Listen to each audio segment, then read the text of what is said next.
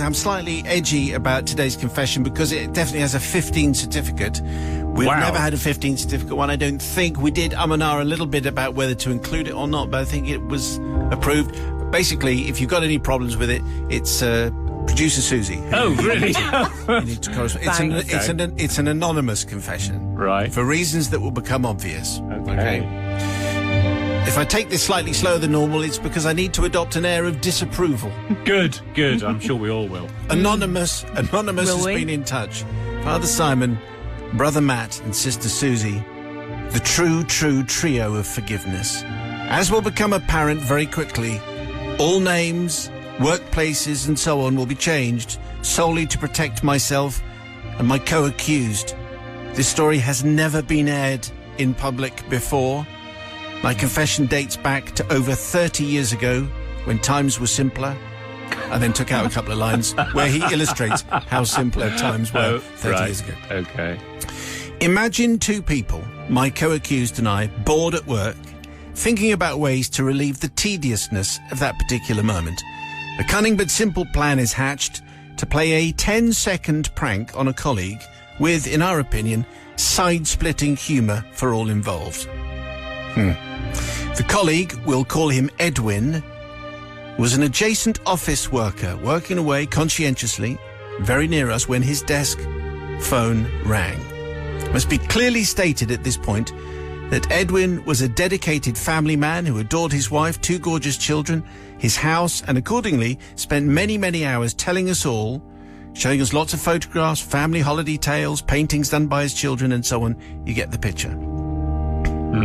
Edwin picked up the phone and heard a gruff voice say, which actually was just coming from our office just a few yards away, but the voice said, "Listen, sunshine, I'm going to say this once. Stay away from my wife. All right?" And hung up.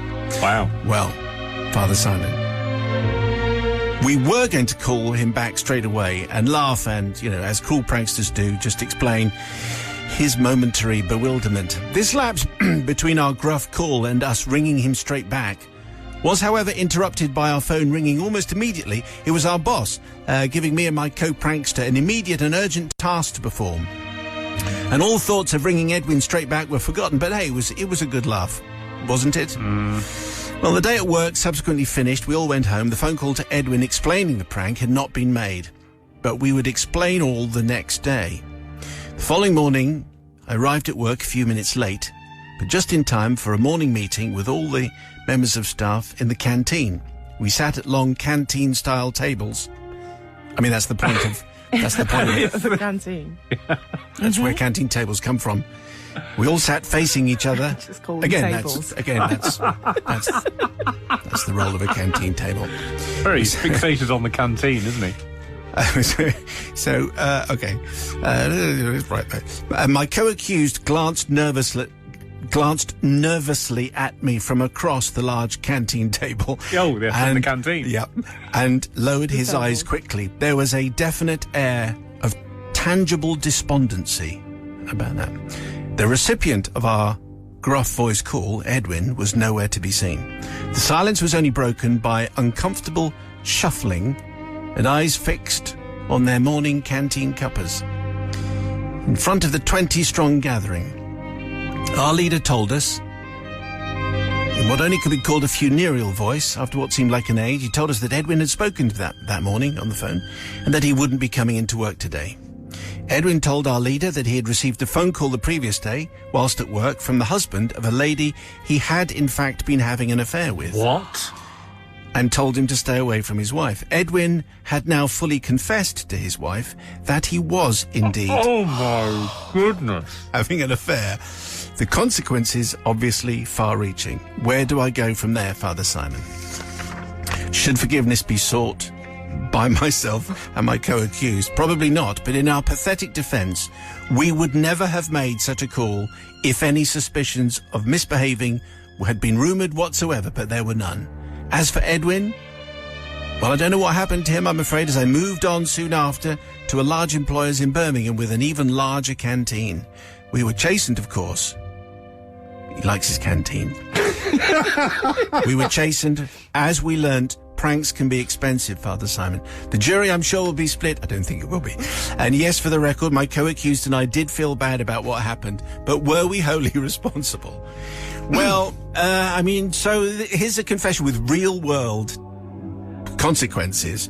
And when you play, if you're a prankster and a practical joker, you have to, well, maybe you shouldn't, because pranks are usually not funny, in my opinion. Sister Susie, the voice of responsibility. Well, I'm a bit speechless, really, because it's just so shocking that would happen, and I just can't. It just shows you just don't know what's going on behind closed doors, do you? No. So maybe just stay out of it, and maybe don't make a joke of it. So I don't think I can forgive you. Sorry, Anonymous. Or him, or Edwin, for doing what he did. Brother from another guy. Yeah, I mean, it is. I had no idea it was going to go that way. Absolutely no idea. That is shocking. However, I mean, let me say this. Edwin is the one who's been, and showing everyone his photos, and then, everything else has been going on. So can I be alone in thinking that maybe Edwin bears some of the responsibility? Yes, he does. And also, we got to hear the Ray Winston voice again. That's Brilliant, true. brilliant. So for that reason, let's forgive. What? Karma is coming round for Edwin.